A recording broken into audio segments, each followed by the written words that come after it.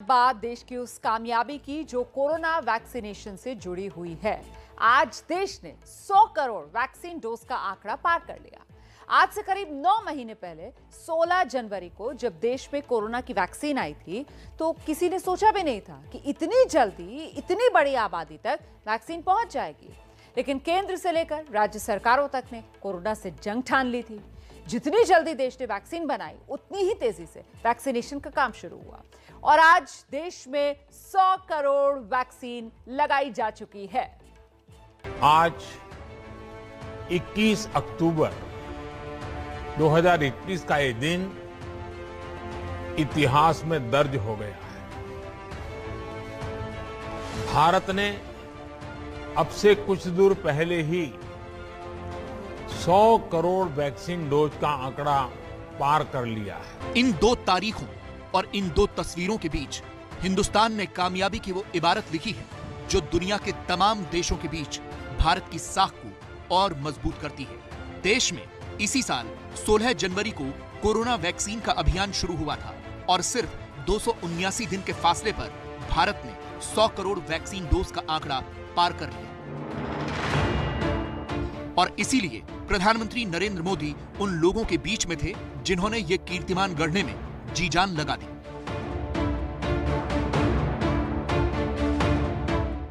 ये तस्वीरें दिल्ली के राम मनोहर लोहिया अस्पताल की हैं, जहां पीएम मोदी सुबह सुबह पहुंचे थे। स्वास्थ्य मंत्री मनसुख मांडविया उनकी अगवानी के लिए सबसे आगे खड़े थे। उन्होंने प्रधानमंत्री को फूलों का गुलदस्ता दिया, उनका स्वागत किया और फिर मोदी अस्पताल के भीतर जाने के लिए आगे बढ़ गए। अस्पताल में दाखिल होते ही पीएम मोदी सबसे पहले उस डेटा एंट्री ऑपरेटर के पास पहुंचे जो वैक्सीनेशन के लिए आने वाले लोगों से जुड़ी जानकारी दर्ज करते हैं। मोदी ने उनसे चंद बातें की, उनके काम के बारे में पूछा और फिर जैसे ही आगे बढ़े उन्होंने एक दिव्यांग को नमस्कार किया जो वहां वैक्सीन लगवाने आए थे। क्या शुभ नाम है? पहला डोज है या? जी मेरा ये पहला डोज। अरे इतना देर लगा दिया? बनारसी कि अभी तक लापरवाह था और मैं ये सोच रहा था कि क्योंकि मैं बनारसी हूँ और बनारस के सारनाथ में मेरा घर है। ये इत्तेफाकी था कि जब पीएम मोदी वहां पहुंचे तो उनके संसदीय क्षेत्र वाराणसी के अरुण राय वहां पर मौजूद थे। मोदी ने उनसे वाराणसी में उनके घर वालों के बारे में पूछा, उनकी बातें सुनी और फिर वो मणिपुर की उस महिला स्वास्थ्य कर्मी से मिले जो आरएमएल अस्पताल के इस वैक्सीनेशन सेंटर पर वैक्सीन लगा रही थी। तो घर जाते तो परिवार वालों का क्या लगता था कि कहाँ है बेटी, क्या कर रही है, घर में तो कोरोना नहीं ले आएगी? पीएम मोदी के सामने ही इस नर्स ने वाराणसी के अरुण राय को वैक्सीन लगाई। पीएम मोदी इस दौरान वहां खड़े होकर देखते रहे। इसके बाद वो आगे बढ़े तो अस्पताल के सिक्योरिटी स्टाफ रमेश वर्मा को देखकर रुक गए। गोरखपुर के रमेश वर्मा से उनकी क्या बात हुई वो सुनिए।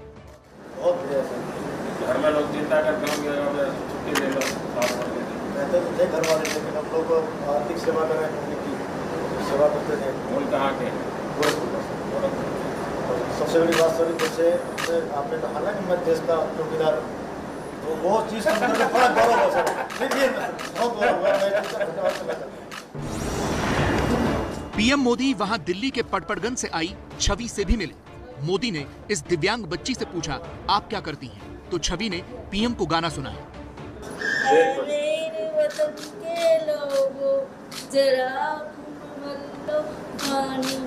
शहीद हुए उनकी जरा याद करो कुर्बानी। और जैसे ही मोदी चलने लगे तो इस बच्ची ने फोटो की फरमाइश कर दी। फोटो खिंचा, फोटो लेना है?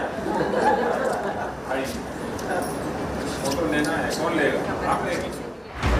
मोदी ने उसके साथ फोटो खिंचवाई और फिर जब वो अस्पताल से बाहर निकलने को हुए तो उन्होंने वहां मौजूद तमाम लोगों को थम्स अप किया।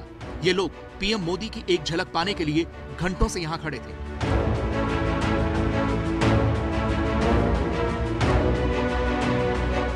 मोदी ने आरएमएल अस्पताल में जिन जिन लोगों से मुलाकात की, एबीपी न्यूज ने उन सब से उनका अनुभव जानने की कोशिश की। प्रधानमंत्री जी जब आए तो आप लोगों से बात की, क्या कुछ कहा? जी वो पूछ रहे थे कि आपने इतना कोविड का टाइम चल रहा था फिर भी आप लोगों ने ड्यूटी की तो घर वाले तो मना करते होंगे। तो मैंने कहा सर मना तो करते थे लेकिन जब हमारे देश के पीएम कर रहे हैं सेवा तो हम लोगों की सेवा करने में क्या बुराई है। तो ये सोच करके हम भी सेवा करते थे। तो उन्होंने ऐसे हाथ मेरा पकड़ा और ऐसे ऐसे शाबाशी दिया। मतलब आपकी हौसला अफजाई की। जी सर। तो छवि, प्रधानमंत्री जी ने आपसे बात की? यस। क्या क्या बातें हुई आपकी? तो ऐसे तो पूछा था कि तुम्हारी क्या हॉबी है। हमने बताया कि तो उन्होंने बोला तुम अदर एक्टिविटीज़ क्या करते हो, तो हमने बोला कि गाना गाते हैं। प्रधानमंत्री के साथ आपने टीका लिया, किस तरह का एहसास? ये तो मेरे लिए बहुत सौभाग्यशाली था मैं कि माननीय प्रधान सेवक खड़े थे और उनके सामने मैं टीका लगवा रहा था। एक दिव्यांग आदमी को उन्होंने हम जैसे दिव्यांगों को दिव्य अंग बना दिया।